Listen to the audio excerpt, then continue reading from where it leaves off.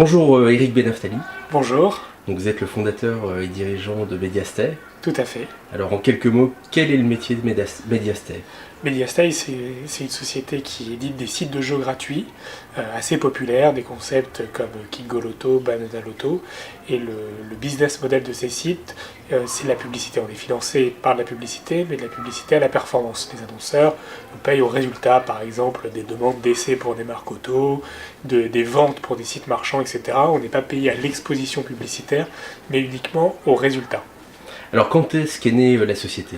Donc il y a une dizaine d'années maintenant, en 2000, en pleine bulle Internet, à l'origine sur un autre projet qui constituait à éditer un portail pour les 15-25 ans. J'avais 16 ans à l'époque, donc c'était dans ma génération, on va dire. Et donc l'idée c'était de faire un site fait par des jeunes, pour des jeunes.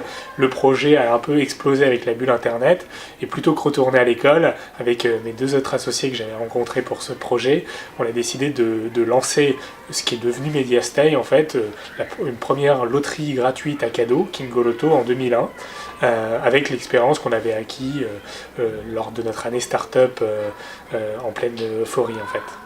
Et par la suite, donc j'imagine, vous avez fait un développement exogène avec le rachat de Banana Loto. Voilà, ça a pris pas mal de temps pour que la machine prenne, puisqu'on a traversé un peu le désert, comme beaucoup de startups, entre 2001 et 2004-2005, où là, à partir de 2004, on a fait notre premier million d'euros de chiffre d'affaires, ce qui était assez symbolique. Et puis après, la croissance a été assez rapide, avec un état d'esprit assez différent de l'année 2000. En 2001, on était câblé entre guillemets pour lever des fonds. Là, on était câblé pour faire du chiffre d'affaires.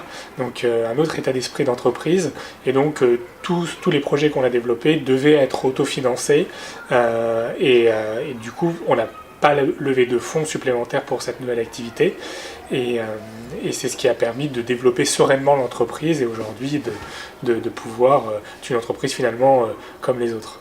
Alors aujourd'hui, justement, je suis une marque, je cherche à développer mon business. Comment ça peut se dérouler? Alors nous, en fait, on a là-dessus deux bras armés, on va dire. Le premier, c'est donc l'édition de nos sites où on est propriétaire de notre audience. On a à peu près 70 millions de parties qui sont jouées tous les mois, ce qui fait à peu près 400 000 Français qui jouent à l'un de nos jeux tous les jours. Donc cette population, elle est adressable par les annonceurs, puisque sur nos mécaniques de jeu, on peut leur proposer différents messages publicitaires. Donc ça, c'est le premier bras, on va dire. Et le deuxième est une activité d'intermédiation. En fait, on achète de l'espace publicitaire, que ce soit par email ou en display, en média sur Internet, des bannières en gros, qu'on revend à nos clients à la performance. Donc le dénominateur commun de notre offre, c'est toujours cette notion de résultat. On ne vend pas du tout de prestations aux frais fixes ou au conseil. On est vraiment dans une logique de création de business et assez pragmatique. Un annonceur vient nous voir, par exemple, un site qui se lance. Aujourd'hui, il y a beaucoup de sites qui se lancent sur les bons plans locaux, les CityDeal, etc. C'est par exemple des clients pour qui on fait ce qu'on appelle du recrutement de leads. Donc on va faire la promotion auprès d'un public ciblé. Donc par exemple, telle région de France, telle tranche d'âge, etc. Et on va leur proposer de s'inscrire à ce service, et nous on est payé uniquement si la personne, l'internaute, s'inscrit. Alors combien ça coûte quand même pour démarrer? J'imagine qu'il y a des coûts de setup ou au moins pour financer la première phase. Il n'y a pas de coût de setup en soi, puisque nous on est vraiment une logique de performance avant tout. On crée pas des dispositifs très complexes, c'est souvent des mini-sites de recrutement ou des jeux concours, donc par rapport à notre structure, c'est des coûts qui sont facilement pris en compte, sauf que le minimum un peu de campagne, c'est à peu près entre 5 et 10 000 euros pour commencer à faire une campagne, pour qu'on puisse déployer. Mais ces 5 ou 10 000 euros, c'est pas du tout l'investissement de création, mais de l'investissement uniquement d'acquisition de trafic. Quels sont les projets sur lesquels vous travaillez actuellement et qui vont être le futur de Mediastay?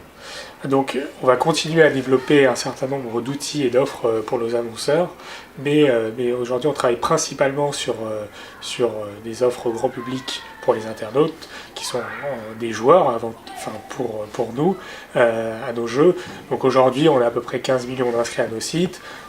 Et l'objectif pour nous, c'est de proposer d'autres types de jeux, notamment ce qu'on appelle des jeux de casual games. Donc le principe des jeux de casual, c'est des petits jeux vidéo assez faciles à jouer, qui prennent quelques secondes. Voilà, il n'y a pas de temps d'apprentissage. Voilà, il n'y a pas de temps d'apprentissage et il n'y a pas de notion de hasard. Aujourd'hui, on fait des jeux. Tous les jeux qu'on fait, des jeux de loterie, de grattage, de roue de la chance, de jackpot, ce sont toujours des jeux d'hasard. Donc là, on a décidé de se lancer dans une nouvelle activité qui consiste à faire des jeux de casual d'adresse, où c'est vraiment l'adresse de l'internaute qui va récompenser, le récompenser. Et donc, Vous l'intégrer aux médias sociaux, j'imagine. C'est des choses qui font partie des projets, évidemment.